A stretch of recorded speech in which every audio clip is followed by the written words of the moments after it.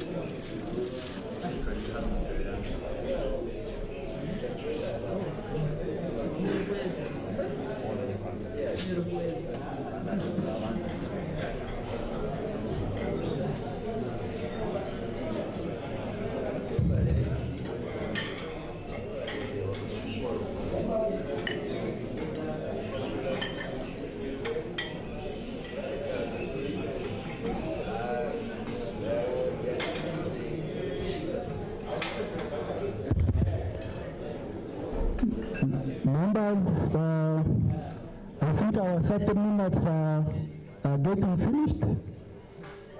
So we can try to reorganize ourselves and resume our discussions, please. Can increase some speed.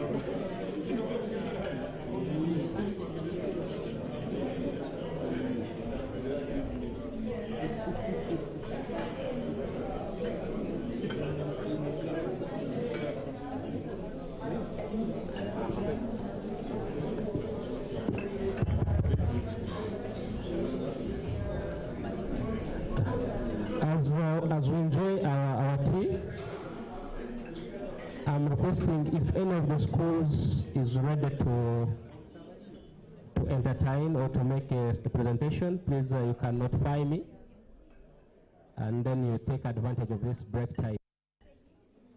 The school patrons, please, school is ready, you can notify me, and then I give you this platform.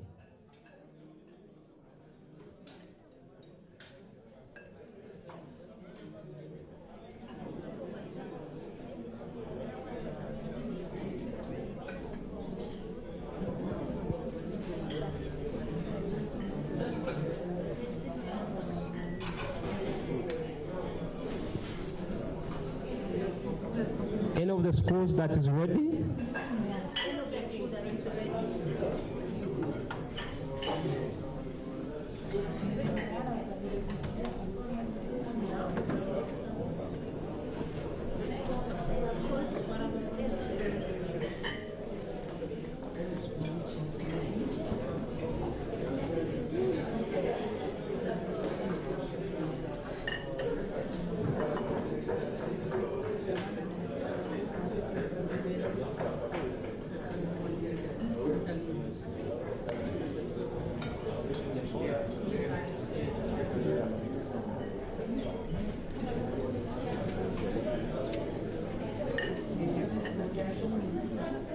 Okay.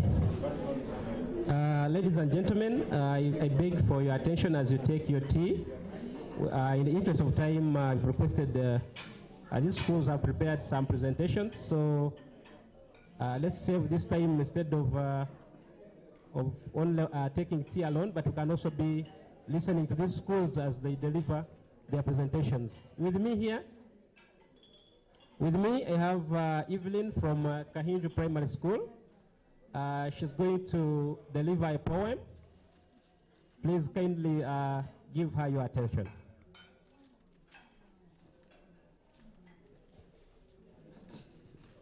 My name is Msimenta Evelyn from Kahinju Primary School. I'm here to recite a poem about the battle against junk foods, winning war on malnutrition. War on malnutrition.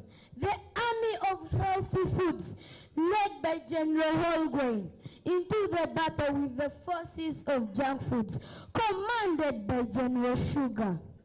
The battlefield, the plateau of nutrition, the world's fate will be decided. The health foods divided into brigades. Fresh fruit brigade with vibrant color of juicy sweetness. Leafy green brigade with iron defenses and rich in nutrient armor. Protein power brigade with lean and mean fighting machines. Whole grain brigade with fiber, strong food and slow burning energy. The junk foods army of sugary snacks battalion with quick but empty calories. The processed meat regiment with salty and fatty arsenal. Refined carbs division with white and empty carbohydrates. Battled on with both sides trading balls, but the Healthy Foods Army had a secret weapon. Ability to work together and support each other.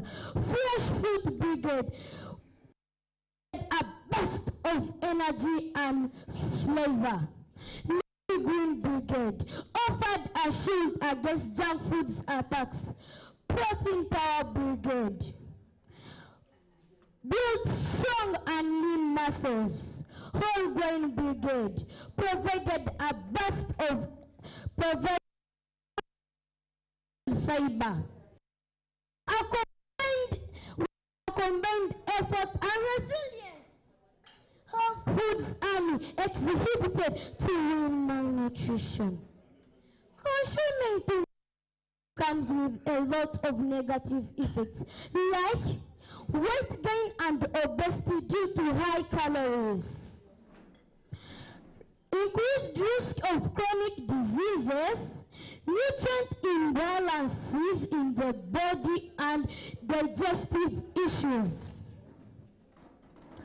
Nutritious foods help in weight management and boost energy, promote health digestion, support mental health, transit glowing skin and hair, and nourishes the whole body.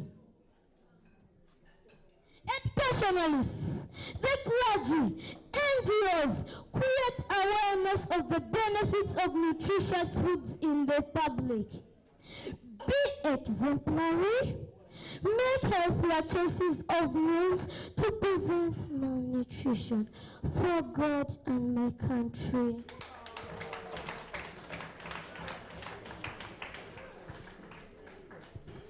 Thank you so much, Evelyn. I don't know whether in such a platform where people cannot give out some money to such wonderful presenters. So that was a very wonderful poem from Kahinji Primary School. And Nyakagongo, are we ready? Okay, let's have Nyakagongo to make also their presentation in 3 minutes. Those that have finished their tea, please, you come in and we proceed because we really want to save time. Colleagues outside there who have finished their tea, please, or your tea, you come inside and we proceed. Okay. Let's welcome Kenyange Florence from Nyakagongo Primary School to give us her presentation. My name is Kenyange Florence from Nyakagongo Primary School. I'm here to present the poem about vitamins. Vitamins, vitamins, vitamins. Protective and healthy giving foods. Protecting and defending the body from diseases. Vitamins, vitamins, vitamins.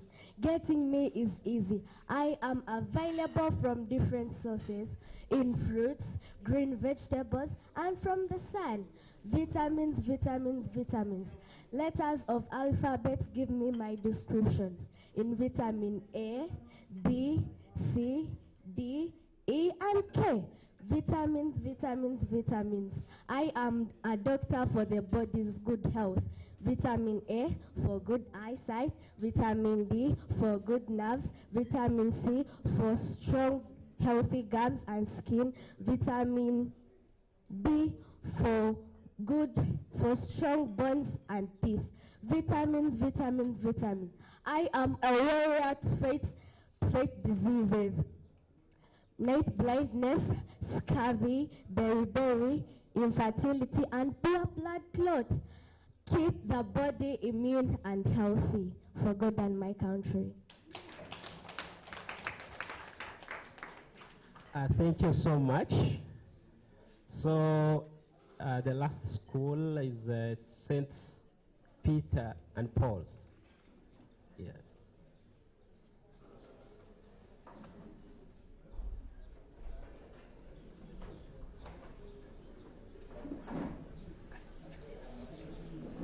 Okay. Okay. I'll make my comment later. Let me invite my daughter here. She's going to make a speech, and then afterwards, her colleague is going to make a poem. I request them to use the shortest time possible. 2 minutes each of you.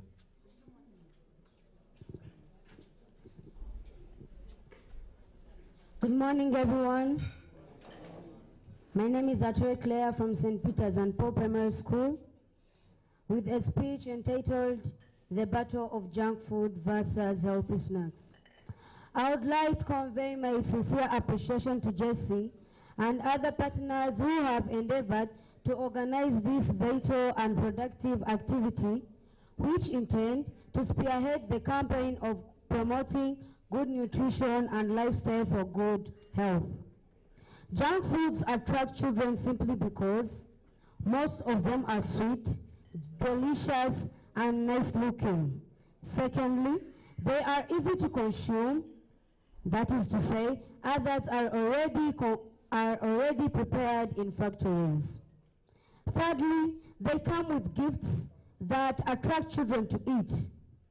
Like this one, it is from a Kick Snack Pack. It has a gift and all children like it because they come with gifts. I would like to inform the House today that ignorance on food and nutrition is not only for uneducated people but also educated ones. Embracing junk food has become a health problem in Uganda today. Examples of junk foods are biscuits, snacks, sweets, and many others. And these junk foods cause non-communicable diseases that are a threat to our lives. People are being referred to India and other countries abroad for further treatment, which is difficult. The non-communicable diseases are diabetes, obesity, hypertension, and many others. I would like to educate and appeal to all Ugandans that we should go back to our traditional ways of preparing food, e.g., steaming, boiling, roasting, and many others. And I urge parents to pack for children food and healthy snacks like bananas and many others, so as to prevent non-communicable diseases in Uganda today. For God and my country, thank you.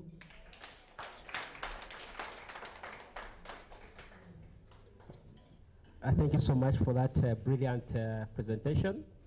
Let me invite the one giving a poem to do it in 2 minutes. Meanwhile, colleagues who have finished tea, please, you're waiting for you. Before I give her the phone, please, allow me again recognize the protocol, because we have some people who have joined in after we had already recognized this protocol, but I'll do it again.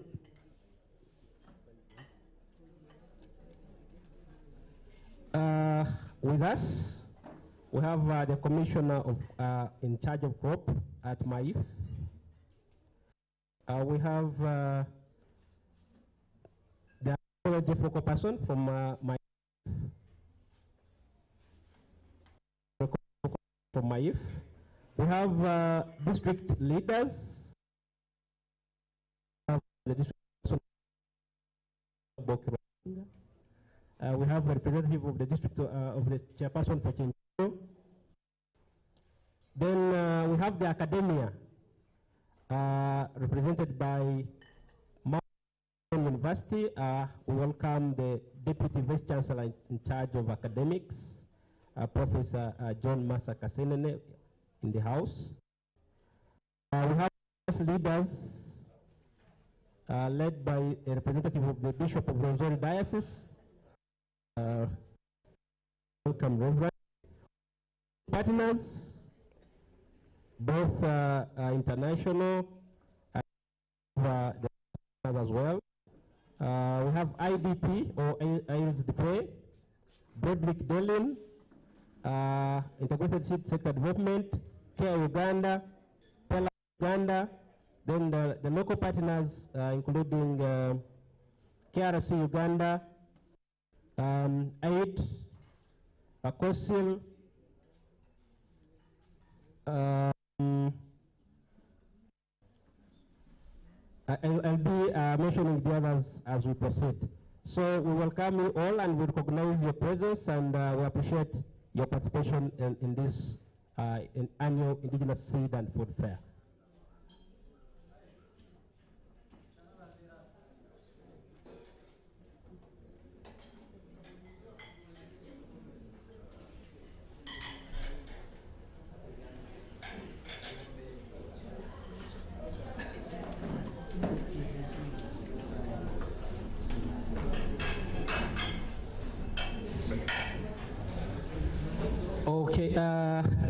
Kahinju, you wanted to make another presentation, but maybe later because of time. These ones had already gotten a chance to have 2 people, but for the other schools, we had given them only 1 slot. So maybe if we have time, we shall allow Kahinju to also give their speech. Allow me to invite my daughter here to give a poem. Good morning, everyone. My name is Kemgi Samatha from St. Peter and Paul, on stage reciting a poem entitled The Battle Against Junk Food. Easy to buy, prepare and eat, but not good to our health. Well packed, smelling good, very attractive, no essential nutrients for our bodies. Really, it's too much. Ugandans, my fellow peoples, I know it's modernity, but think about how these junk foods affect the proper functioning of our bodies. Obesity, tooth diseases and disorders, diabetes, high blood pressure, cancers, all these are the dangerous effects of junk food. The battle against junk food. No essential nutrients for our bodies, no mineral salts for our brains. Oh, Ugandans, let's open our eyes, ears, and brains to go back to the ancient ways of preparing food. So let's all work together to make healthy choices for our meals to eat. Thank you. So the children are moving a campaign against junk food, but unfortunately, that's what most of the parents pack for their children when they are going to school on a daily. So that's a very important message to the parents here, and you can also push that message to the parents out there. Let us pack healthy food.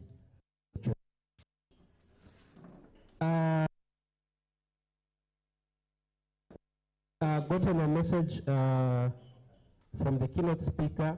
Was delivered by Mr. Clark. I have walked in person.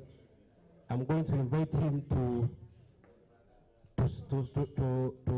make comments or brief remarks, and then after that, I'll invite the commissioner to also make his remarks.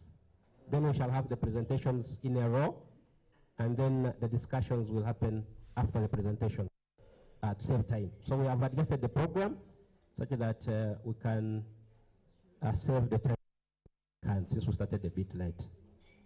Meanwhile, also to recognize those that joined us a bit later, again, we are joined by Boram, Professor John Massa Kasenene, the Deputy Vice Chancellor in charge of academics, Mountains of the Moon University, to give his remarks in line to the theme of unlocking the potential of indigenous seeds and foods in strengthening the agri-food system of the Resort region. You're welcome, Professor. Thank you very much. Thank you. I'm sorry, first of all, to come late. I was supposed to be here actually with my brother Clovis Kabaseke. We had proposed to give a joint keynote address so that the audience compares between the two and tell us what is what or which is the way forward. However, first of all, I want to write on the protocol. The MC has already given, but I would wish to recognize amongst us the Assistant Commissioner in charge of crops, who is actually in charge of crops, Ministry of Agriculture, Animal Industries and Fisheries, who is also the guest of honor. Most welcome. We have in our midst Honorable Richard Rabuhinga Aboki, who is our Chairman, Council 5, Kabarole District Local Government. Then my good friend, the Executive Director, JSC, Patrick Baguma Atenyi. Thank you for inviting me. also. All invited participants, scientists here assembled, and our members of the community that we have promised to serve. Most welcome to this very important meeting talking about seeds and indigenous foods. A very important meeting indeed. Actually, we were planning to present this keynote. We kind of prepared it in such a way that Dr. Clovis Kabaseke would present what is written. And me, since I'm older than him, I'll present the history of indigenous food and seeds, at least in the region that I know very well, and it also touches Uganda for that matter. So by way of introduction, I feel privileged to address you all today at the Regional Indigenous Seed and Food Fair. This gathering represents not only a celebration of our agricultural heritage, but also a commitment to sustainable future of our communities in the Toro Rwenzori region.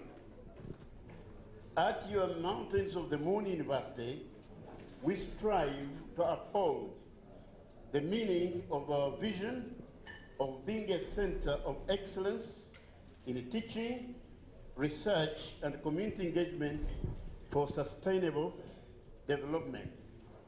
So today, we focus on a very pregnant theme of unlocking,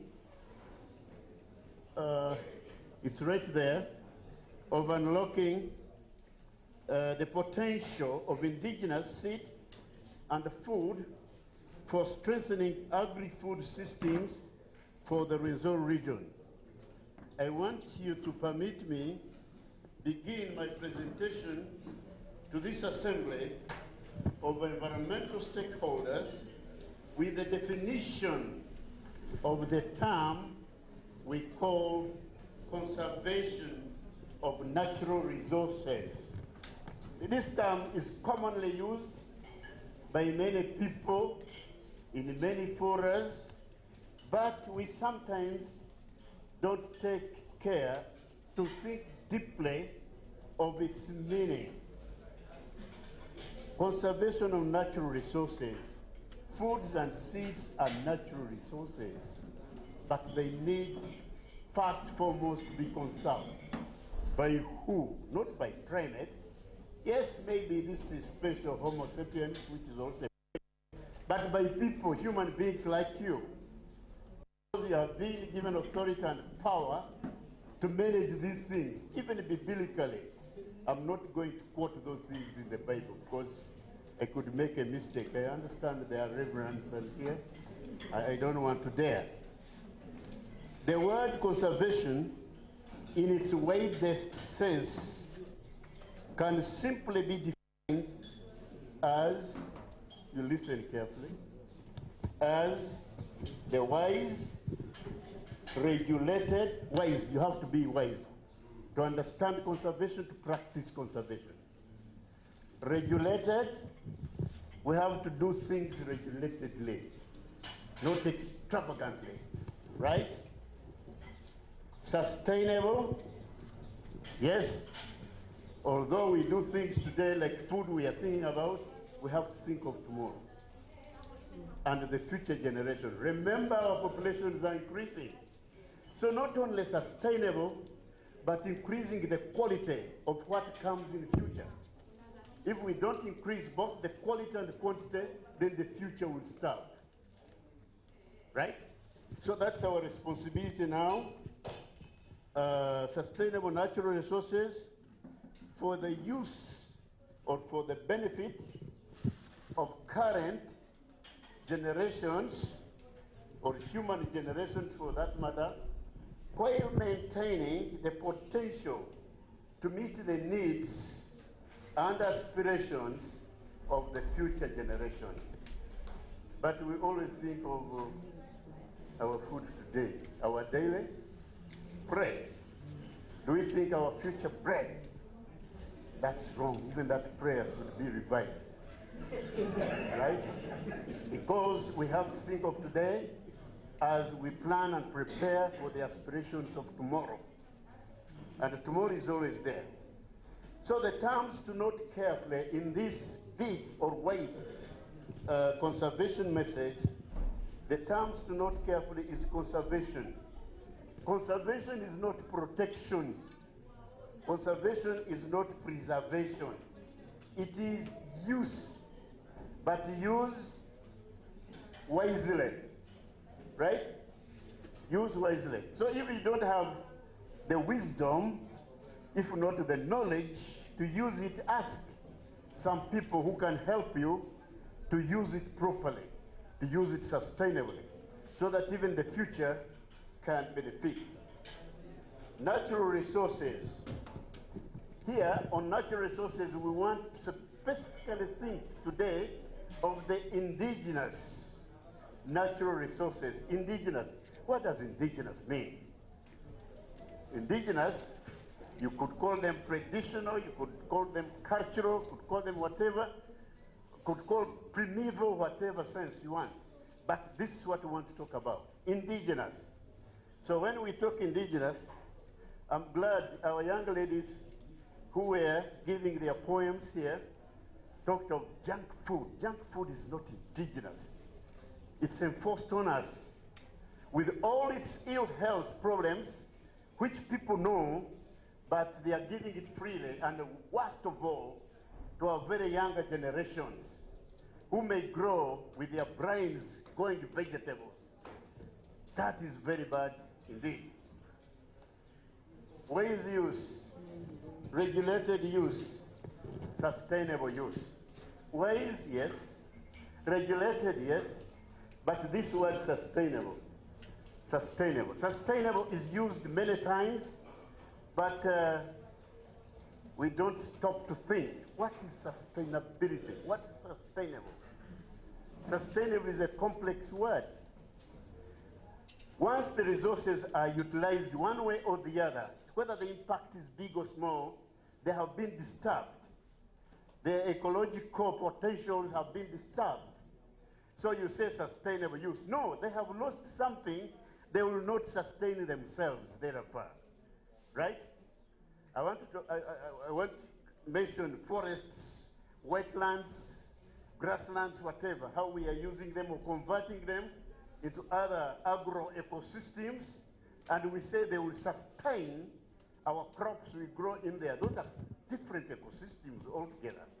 That's why we are trying to go agro-ecosystems, which have some semblance of coping what natural ecosystems have in terms of potential for productivity, potential for living on, and giving us more resources for the future. That's why we are tending to go in that direction. Benefits to current human and of course and animals. Resources are not for only human beings, they are for animals as well. But we also turn animals and resources for us. How greedy we are. Everything is for us.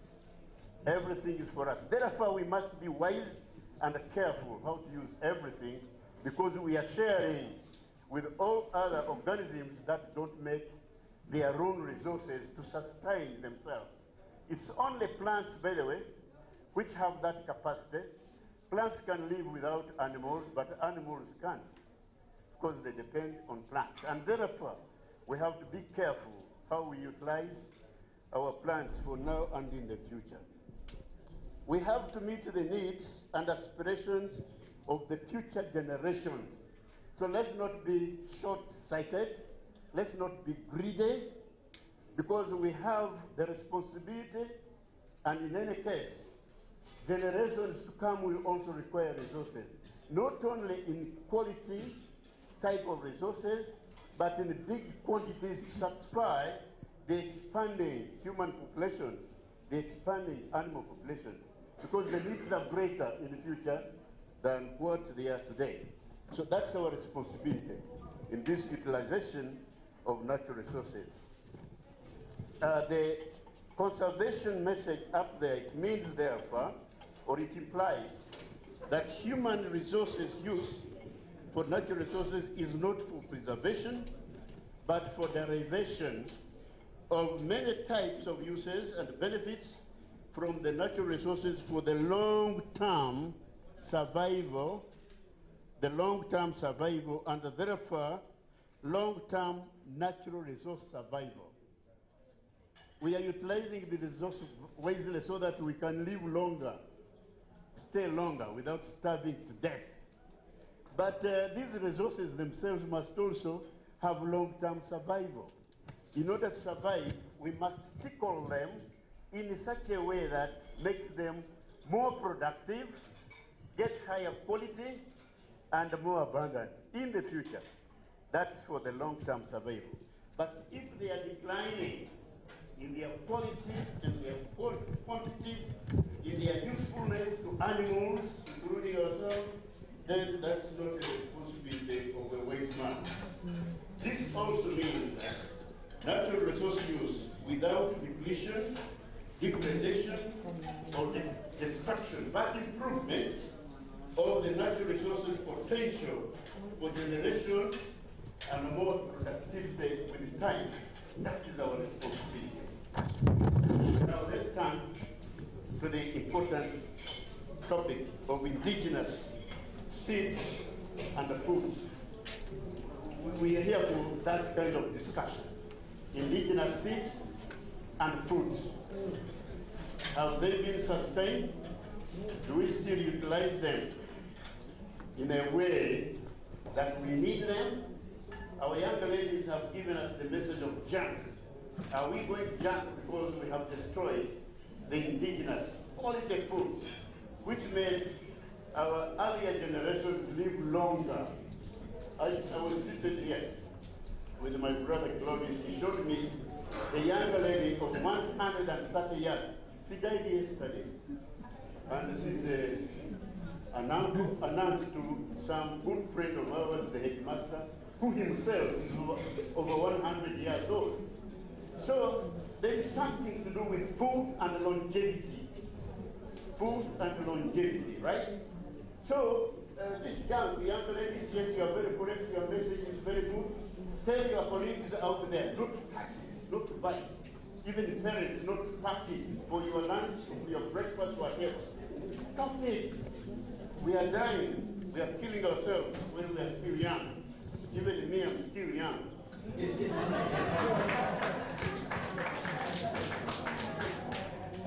Okay.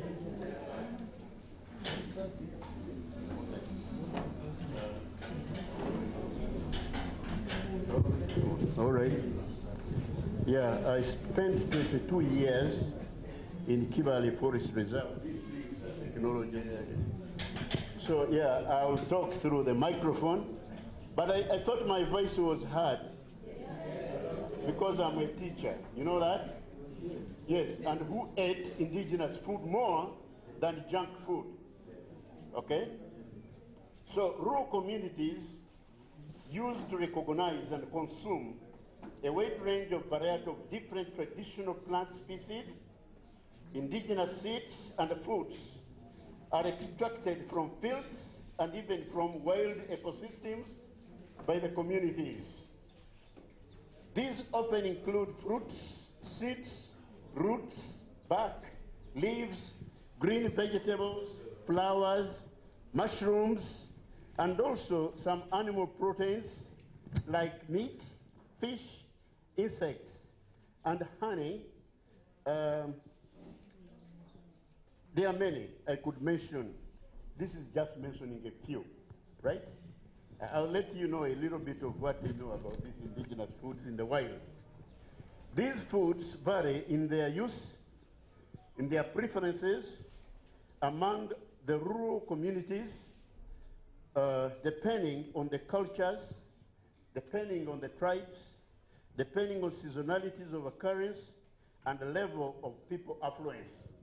Unfortunately, affluence and quality food are directly opposed to each other. Those who are affluent eat junk food. Those who are indigenous, living near indigenous foods, eat quality food. You can ask me a question on that.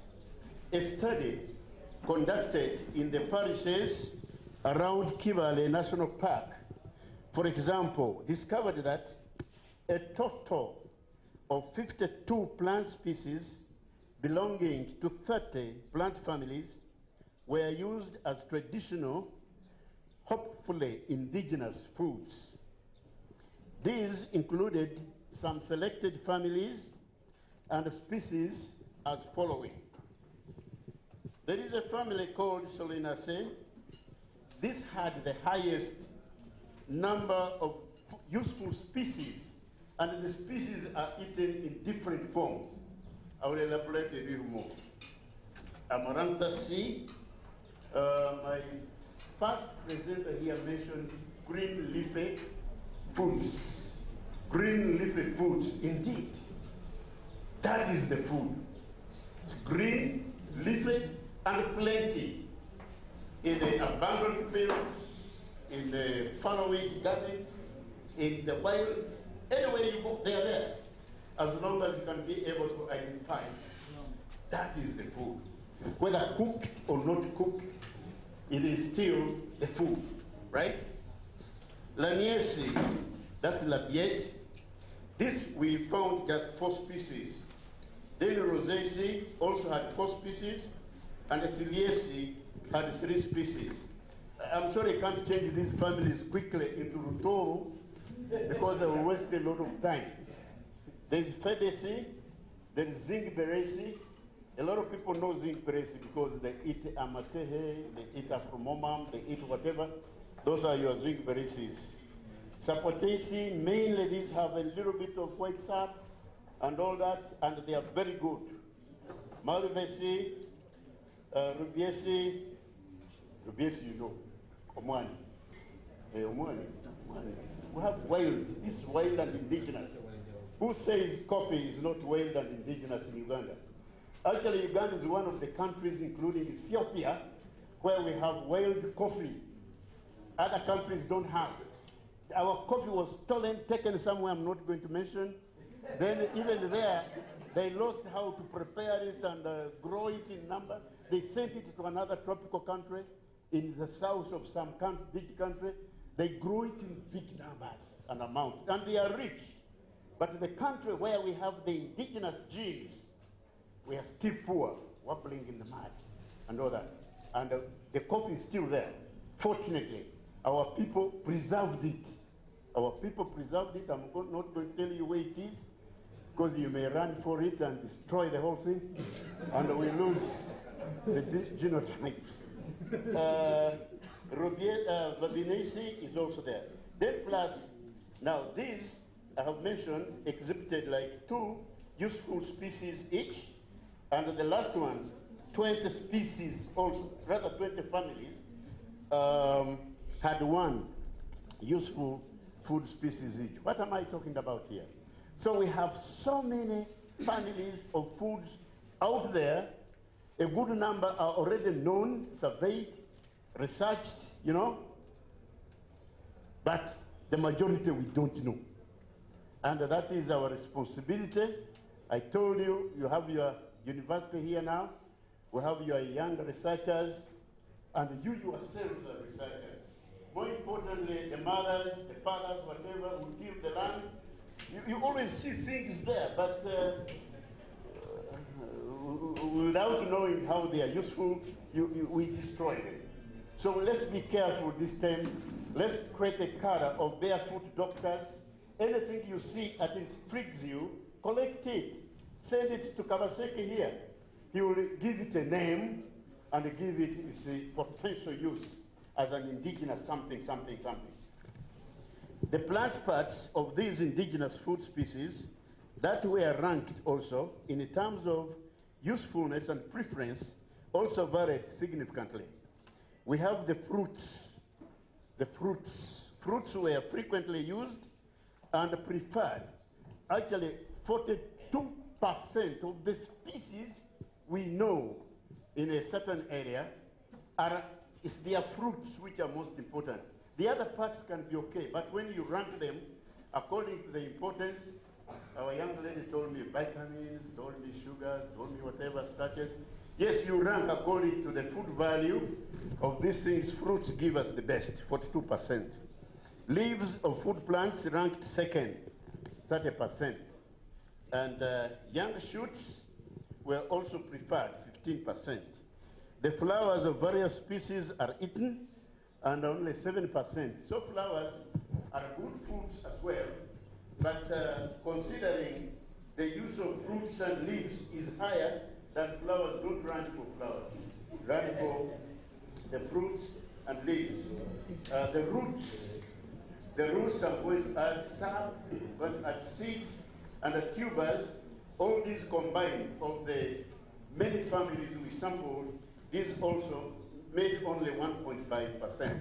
So I want to excite you a little bit with some common edible indigenous plant species in Kibale National Park, but don't come there. Now it's a national park. A national park is inviolate of any human activity, especially extractive activities. Don't come. If it's a conservative something, maybe you ask the authorities to allow you to go do something. But if you are found there trespassing, a lot of things could happen. Now, Afromoma. I want to, for the sake of us all, to give it a name now, a local name, right? And give the family as well if you want. Afromoma is a known good food, especially Afromoma sanguineum or angustifolia. This is the amateur. Who doesn't know amateur? They are eaten mainly by kids, but if you knew the food value of amateur or the medicinal value of amateur, you can't just leave it a food for the children only, right? Even the old men should go there and start looking for it for some reason, all right? Then we have Amaranthus. We have many species here. We have dubias, we have gracilias, we have hybridas, we have lividas. All these are dodos. For us, we know one dodo, not so. This is dodo, that is dodo. But there are many other types of species of dodo we can domesticate to increase our variety of dodos, the green leafy foods the young lady mentioned, so that we become healthier, richer, and live longer. Now, that is Amaranthus. We have Bacella alba, Derema. We have Kilium, Tinandra, Eovio. Now, I leave the scientific name. Those are just for impressing you. But let's go now local, since I'm talking indigenous. Not so. But for the sake of my friends here, don't worry. When I take this thing, I got it from the secretary before she prepared it because it was late. For the whole week, I didn't see how far it had gone to be prepared, this speech of mine. But you will get the copy. It will be given to these people. Now, we have a matehe, repeat, dodo, forte, nderema, eyobio, omwani, nyamusini, bidodoima, everale, vorara, younger people, when they go grazing, they usually go to these things, they come scratching and all that.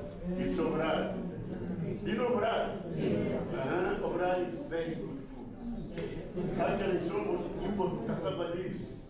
But they still want that cassava leaves, not ours, right? Eteke. That means touch me not. There's a plant that very gets the name, local name is a try. It's touch me not. When you touch it, lasts. Okay? So I call it touch me not. Ehoa, Morondwa, Mutunda, Etutu, Amakere. Amakere also is extremely diverse. There's Rubus apetalus, Rubus nereus, Rubus pictus, and Rosifolius. All these are Makere, but we don't want Makere. But these are foods.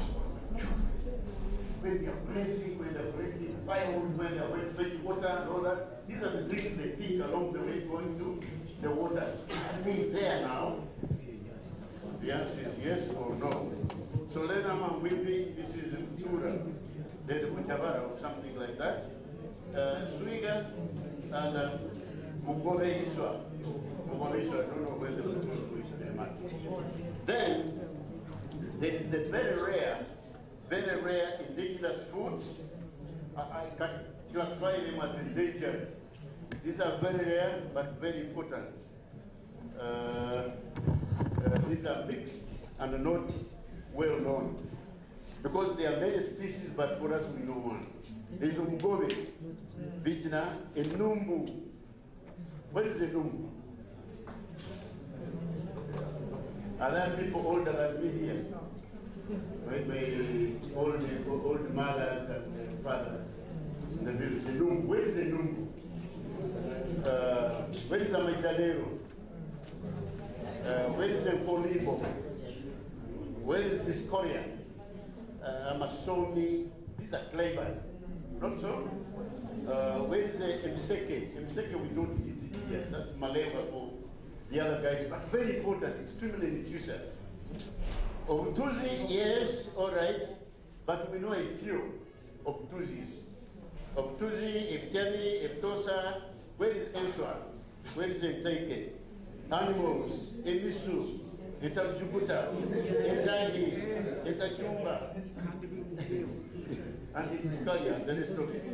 So actually, I had left space here for the lobbies to add so that we give you a full dose of these things which are missing. I give you a full dose. Now, harvesting and preservation. I mentioned these because they are very important in our indigenous foods, whether be they seeds, be they vegetables, whatever. Remember, the harvesting of most indigenous or traditional food resources was seasonal.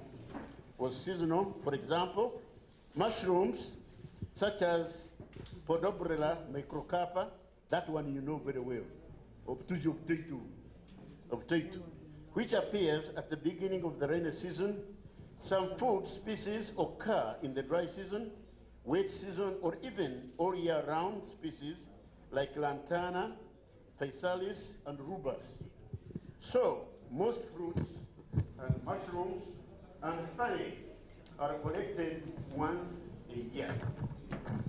The need for preservation of the indigenous food or traditional foods was largely determined by the type and quantity collected, whether perishable or not. As the demands mostly exceeded supply, the need for preservation was limited. However, some excess foods are often preserved indigenously, traditionally, culturally, by either sun drying, smoking, or burial in the ash. Some people get surprised today if you don't have a refrigerator. Okay. If you don't have a refrigerator, they put these things in the ash. You put in the ash, dry ash, cover it up, and leave it there, especially tomatoes. They can last for 2-3 months. In there, that was our way of indigenous food preservation, or packing in bottles, calabashes, and plastics. Honey is bottled. Coffee is cooked and dried and tied in dry banana kind of sheath. The leaves of pigment and we platter, solenum, whatever, maybe these are steamed over food.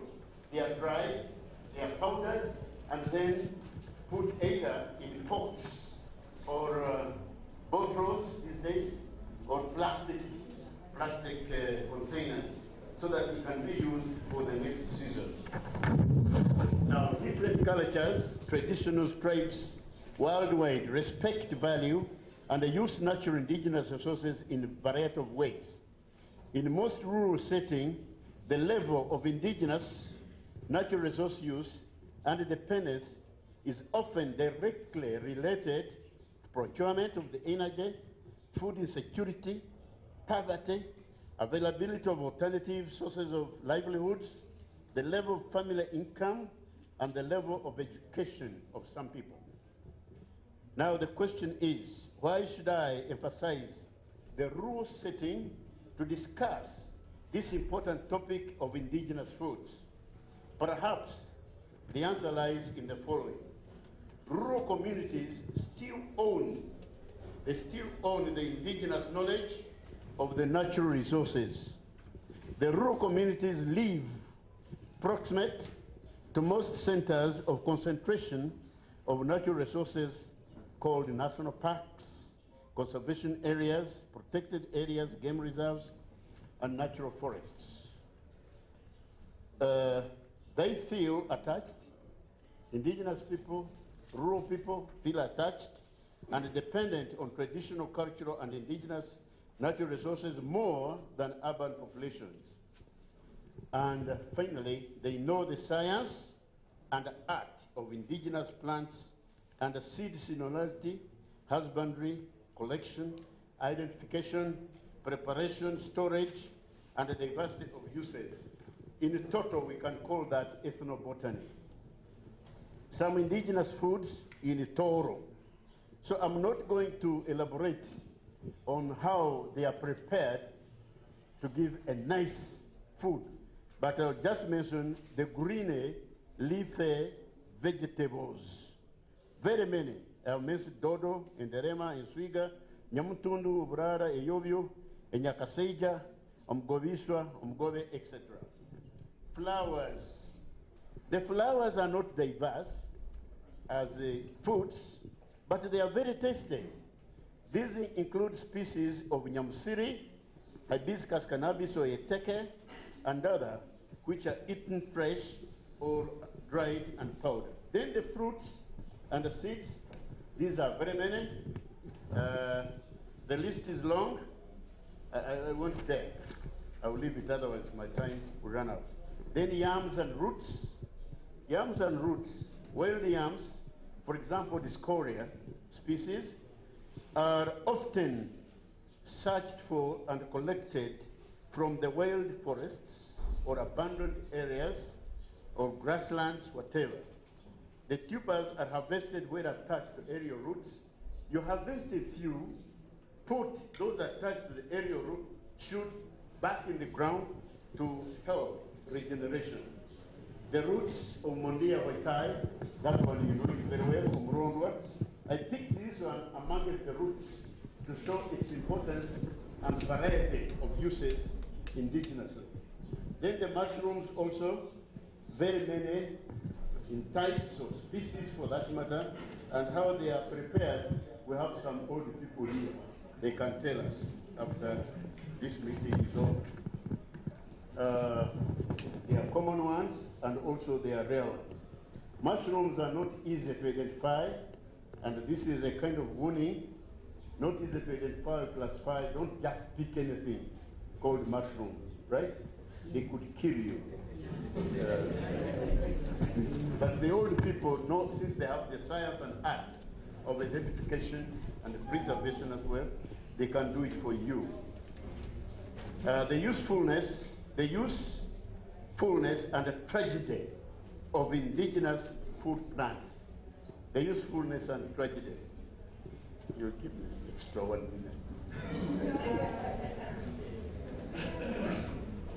minute.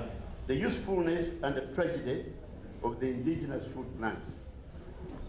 Very important, quite diverse, but what is happening? The leaves, seeds, fruits, root tubers, and fungal traditional foods were a major supply of nutrients, including what our younger ladies were saying, starches, sugars, calciums, iron, ascorbic acids, folic acids, and a variety of proteins and vitamins. Vitamin A, for example, is very important in diets, especially diets low in milk, and that's where we are. We don't have much milk here. Our consumption of milk is so low. We can't say we have milk. No. If we have milk, it's just water, is something called milk, right? So this is common in developing countries where the meats are rare or very expensive. Its deficiency, the deficiency of these foods I mentioned up there, leads to blindness. Immediately, the young ladies told us, leads to blindness. And we have even the number, about 80,000 children worldwide each year become blind because they are lacking in those foods. The biggest tragedy thus far is the scarcity and the dwindling of the stated food types and more whole families and species from our agricultural systems. A few important indigenous species that had been domesticated in the past have since become very rare or completely disappeared from our diets. Those still under some kind of traditional husbandry are limping on, with the majority of their relatives still thriving in the wild, right? Why scarcity and the depletion or disappearance of these indigenous food species? I won't give the details, but I will simply mention the biggest problems. One, the unregulated human population growth.